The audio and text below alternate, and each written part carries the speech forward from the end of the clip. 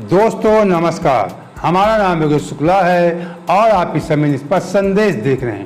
दोस्तों, भारत और पाकिस्तान की तनातनी के बीच जो जुबानी जंग शुरू हो चुकी है, उसके पहले आपको एक विशेष जानकारी दे दें।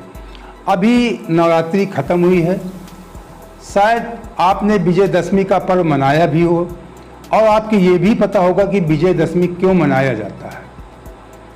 तो आपको बता दें, जब भगवान राम ने रावण का वध किया था तो उसके पहले उन्होंने देवी की उपासना, शक्ति की उपासना किया था।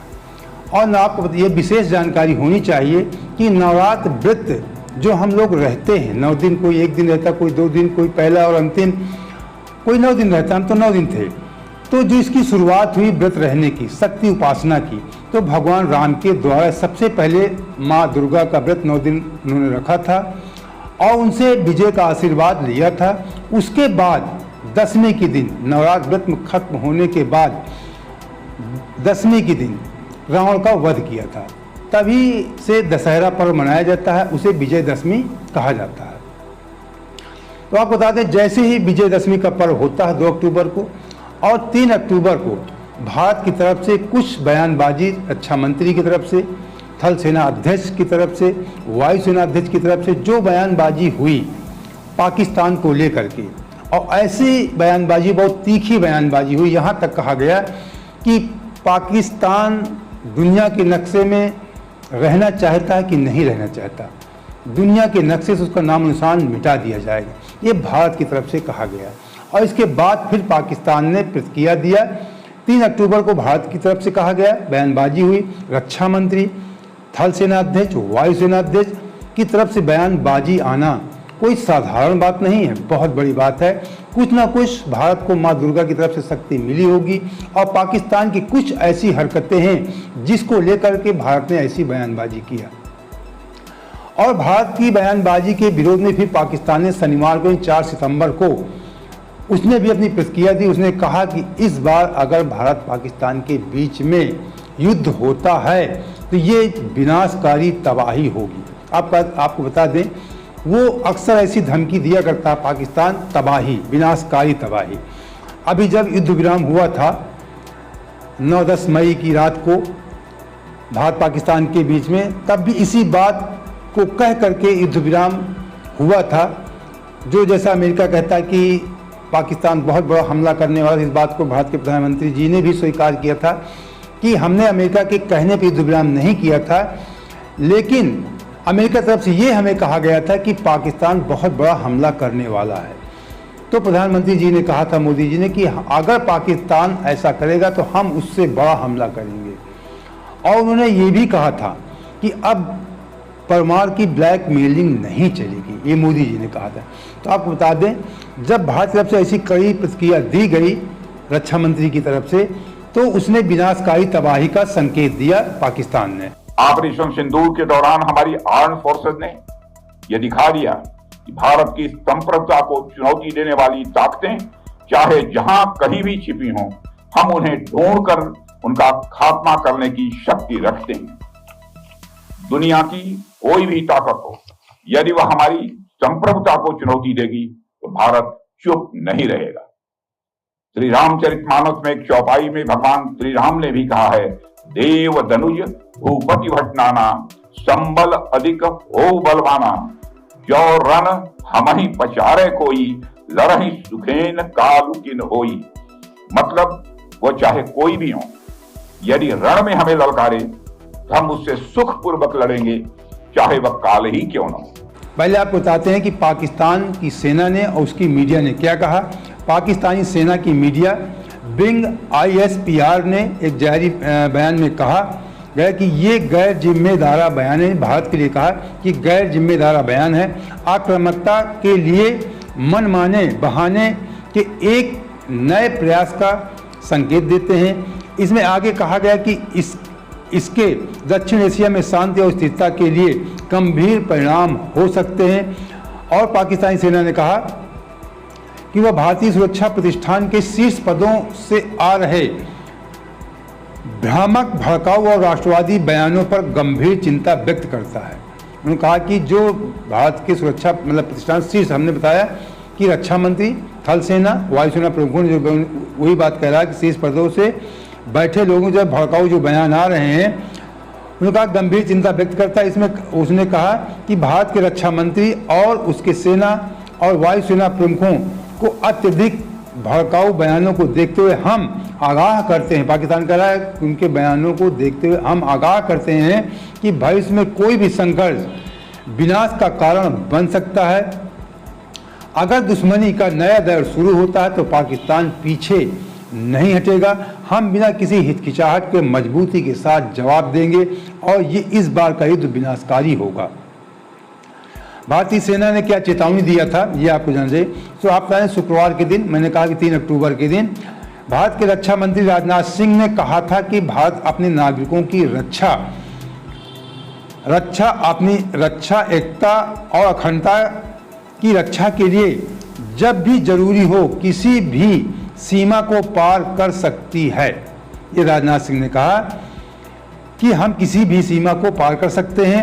उसी दिन भारतीय सेना के प्रमुख जनरल उपेंद्र द्विवेदी ने क्या कहा, उन्होंने कहा कि भारतीय प्रमुख जो हैं जनरल उपेंद्र द्विवेदी ने कहा, चेतावनी देते हुए कहा कि अगर पड़ोसी देश दुनिया के मानचित्र में जगह बनाए रखना चाहता है, उन्होंने जनरल उपेंद्र द्विवेदी ने कहा कि अगर अपनी जगह बनाए रखना चाहता है मानचित्र नक्शे पे, दुनिया के नक्शे पे, तो उसे अपनी धरती पर आतंकवाद को प्रायोजित करना बंद कर देना चाहिए।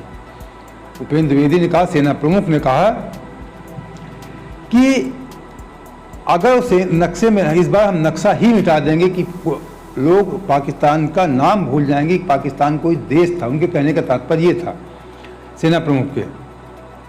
जनरल द्विवेदी ने यह भी कहा कि ऑपरेशन सिंदूर के दौरान भारत ने जो संयम दिखाया था वह भविष्य में किसी संघर्ष की स्थिति में दोहराया नहीं जाएगा। उन्होंने कहा कि ऑपरेशन सिंदूर के दौरान जो संयम दिखाया था, उनका कहने का तात्पर्य था कि हम बहुत संयमित ढंग से उस बार युद्ध किया था, इस बार वो संयम दोहराया नहीं जाएगा। आक्रामक ढंग से युद्ध होगा और पाकिस्तान का नाम निशान मिटा दिया जाएगा, दुनिया के नक्शे उसका नाम मिटा दिया जाएगा। उन्होंने भारतीय सैनिकों से कार्रवाई के लिए तैयार रहने का आग्रह किया। अब आप समझ सकते हैं कि कोई बहुत बड़ी बात अंदर अंदर चल रही है। उन्होंने सेना से तैयार रहने के लिए भी कह दिया कि आप लोग तैयार रहें, कभी भी कुछ भी हो सकता है। भारतीय वायुसेना प्रमुख एयर चीफ मार्शल वायुसेना अध्यक्ष AP सिंह ने 20 शुक्रवार को कहा कि ऑपरेशन सिंदूर के दौरान भारत ने पाकिस्तान के अमेरिकी F-16 यानी F-16 समेत कम से कम 1 दर्जन सैन्य विमान नष्ट या क्षतिग्रस्त हो गए थे। उन्होंने कहा कि हमने लगभग 1 दर्जन विमान पाकिस्तान के नष्ट किए। उन्होंने ये भी कहा था कि मुझे ये फर्क नहीं पड़ता, कोई पाकिस्तान कभी कहता हमने 2 उनके भारत के विमान गिराए, कभी 5 गिराए, वो 15 भी कह सकते हैं, लेकिन उन्होंने कहा कि हमने पाकिस्तान के 1 दर्जन से ज़्यादा विमान गिराए थे, जिसमें अमेरिका का F-16 भी था, F-16 जो एक अत्याधुनिक लड़ाकू विमान है, कुछ चाइना के विमान थे। उन्होंने कहा कि 5 जो 1 दर्जन विमान थे उसमें 5 फाइटर जेट विमान भी थे। लड़ाकू विमानों को हमने नष्ट किया है, ये हमारे देश के वायुसेना अध्यक्ष ने कहा। वायुसेना अध्यक्ष और थल सेना अध्यक्ष और रक्षा मंत्री सेना प्रमुख जनरल उपेंद्र द्विवेदी की तरफ से सबकी तरफ से इतनी ज़्यादा तीखी टिप्पणी करने के बाद पाकिस्तान तिलमिला गया। पाकिस्तान को लगा कि भारत कुछ भी कर सकता है, इसीलिए उसने विनाशकारी शब्द का इस्तेमाल किया, तबाही शब्द का इस्तेमाल किया।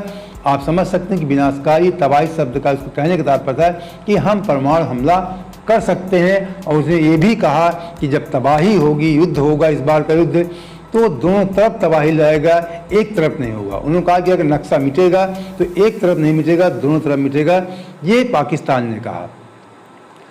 अब इतनी ज्यादा तीखी टिप्पणी क्यों आ रही है? पिछले महीने में ही हमारी सरकार ने 97 लाइट कम्बैट एयरक्राफ्ट कितने कॉस्टली होते हैं बताने की जरूरत नहीं है, खरीदने के लिए हिंदुस्तान एरोनॉटिक्स लिमिटेड HAL के साथ एक समझौता किया है। इन विमानों में 64% से ज्यादा पार्ट इक्विपमेंट यदि लगेंगे तो 64% से ज्यादा वो इंडिजिनस होंगे, भारत में बने होंगे, भारत की धरती पर बने होंगे और भारतवासियों के हाथों बने होंगे। कहने का मतलब यह है साथियों, तेजस लड़ाकू विमान हो, आकाश मिसाइल हो, अर्जुन टैंक हो या फिर प्रचंड हेलीकॉप्टर हो, आज हमारी सेनाओं की ताकत भारतीय हाथों में बनी टेक्नोलॉजी से बढ़ रही है। आपको एक लेटेस्ट जानकारी दे देंगे। पाक अधिकृत कश्मीर पीओके जो पाकिस्तान के अधीन है, वहां पे पाकिस्तान सरकार के खिलाफ आंदोलन चल रहा है। जो अभी तक जानकारी है कि लगभग 1 दर्जन से ज़्यादा लोगों की मृत्यु हो चुकी है, जिसमें 3 सेना के जवान भी हैं। 200 से ज़्यादा लोग घायल हो चुके हैं।